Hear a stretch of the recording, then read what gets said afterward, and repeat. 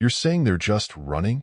Elena's voice was low, almost disbelieving, as she leaned closer to the holographic projection. The image of a massive interstellar fleet, battered and scattered, flickered before her eyes.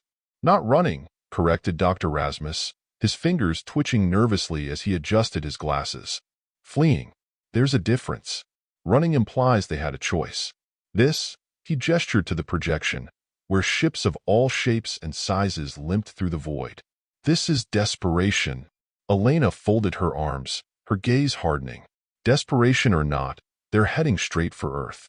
How long until they get here? Hours. Maybe less, Rasmus admitted. The larger vessels are already entering the outer atmosphere. The smaller ones, he hesitated, glancing at the monitor. Some won't make it, and we're supposed to do what? Roll out the welcome mat? Elena's sarcasm was sharp, but her unease was sharper. Do you know what kind of chaos this is going to cause? People are already on edge from the food shortages and the climate shifts. Now we're throwing aliens into the mix? They're refugees, Elena, Rasmus said quietly. They're not invaders. They're not here to conquer or destroy. They're running from something worse than we can imagine. And what exactly is that? She shot back. What's so terrifying that entire civilizations are abandoning their homes and crossing galaxies to hide on our little blue rock? Rasmus's face darkened. We don't know. All we've picked up are fragments of their transmissions. Words like annihilation and the devourer. Whatever it is, it's not something they think they can fight. Elena exhaled sharply, running a hand through her short, dark hair. This isn't going to go over well. People aren't exactly known for their generosity when they're scared. It's not about generosity, Rasmus said, his voice firm for the first time. It's about survival. If we turn them away, they'll die. And if whatever's chasing them catches up to us, we might wish we had allies. Elena stared at him, the weight of his words sinking in. So, we're just supposed to trust them? Hope they're not bringing their war to our doorstep? It's not about trust, Rasmus repeated.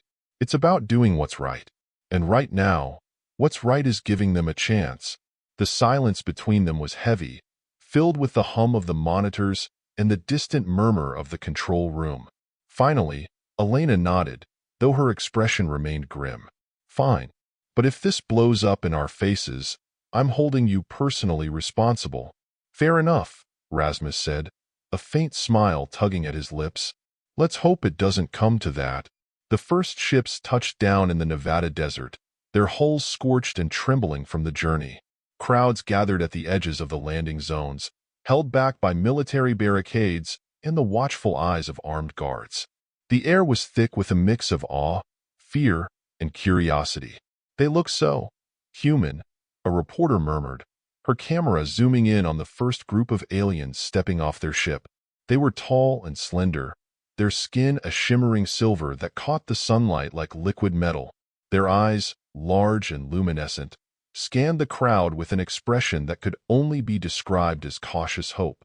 Not all of them do, her cameraman replied, pointing to another ship where a different species emerged. These were squat and reptilian, their scales a deep emerald green. They moved in a huddled group, their tails dragging in the sand. Ladies and gentlemen, a voice boomed over the loudspeakers, silencing the murmurs. General Harris, a broad-shouldered man with a face carved from stone, stepped forward. These beings have come to us seeking refuge. They are not our enemies.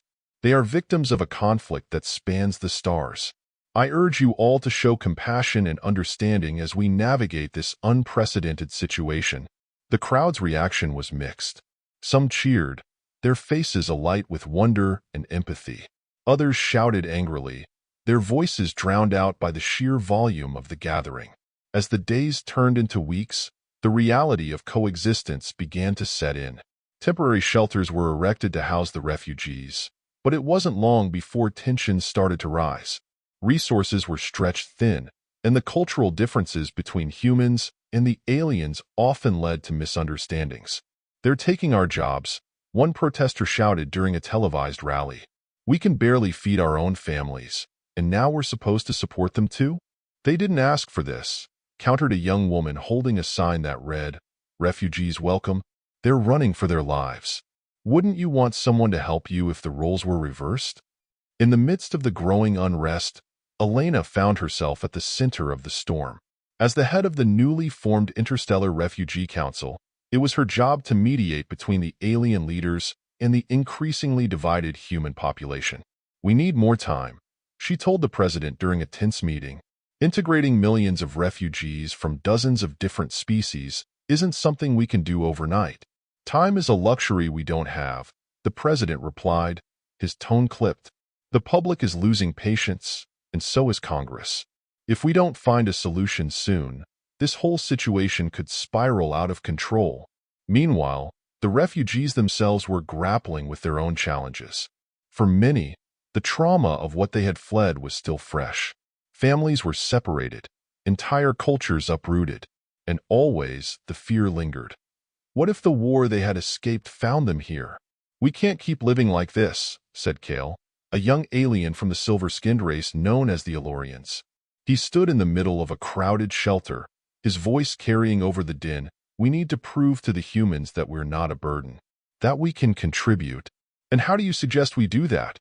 asked Tarek, a reptilian elder whose emerald scales had dulled with age. "They barely trust us as it is."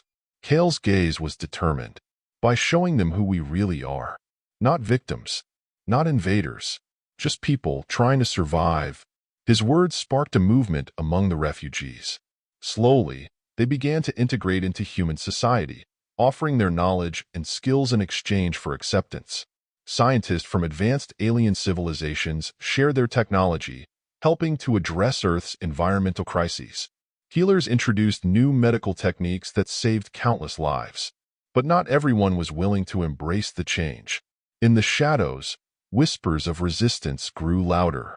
A faction of humans, driven by fear and prejudice, began to organize. Their goal was clear: to drive the aliens off Earth, no matter the cost. The conflict came to a head one fateful night when a bomb detonated at a refugee shelter, killing dozens. The attack sent shockwaves through both communities, shattering the fragile peace that had been built. Elena stood in the ruins, her heart heavy as she surveyed the devastation. "This has to stop," she said, her voice barely above a whisper. "We're better than this." "Are we?" Rasmus asked, his face pale. "Because right now, it doesn't feel like it." "We have to be," Elena insisted.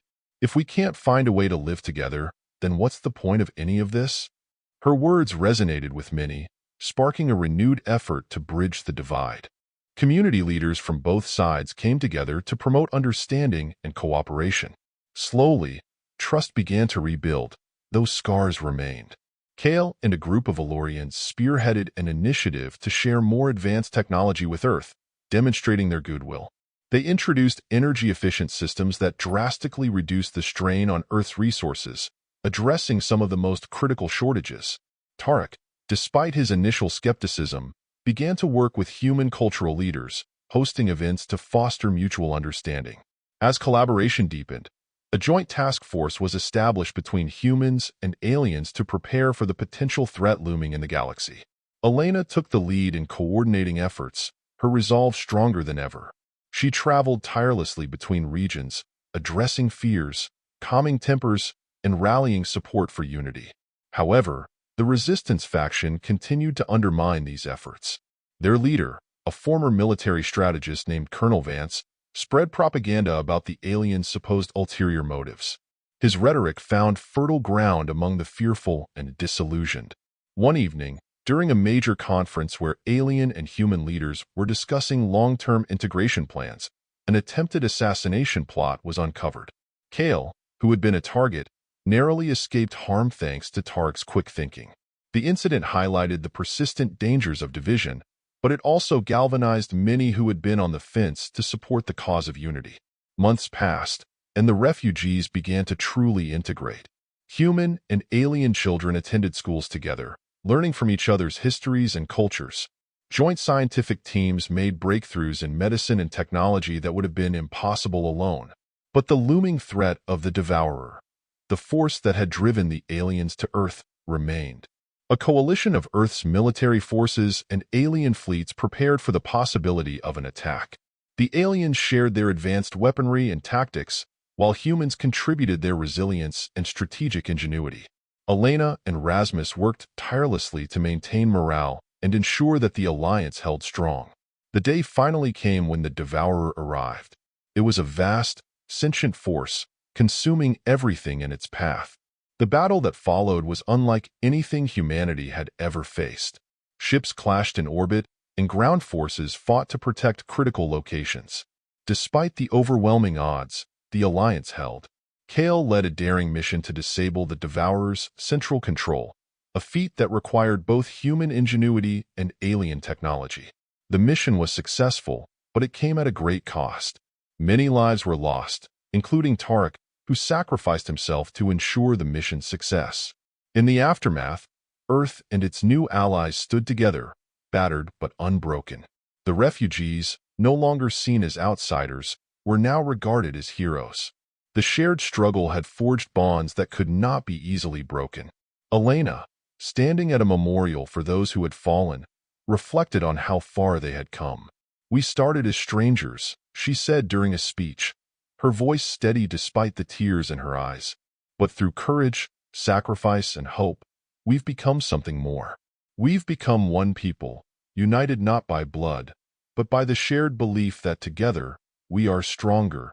And so, humanity and its new allies began to rebuild, not as separate species, but as a single community, ready to face whatever the universe might throw at them next.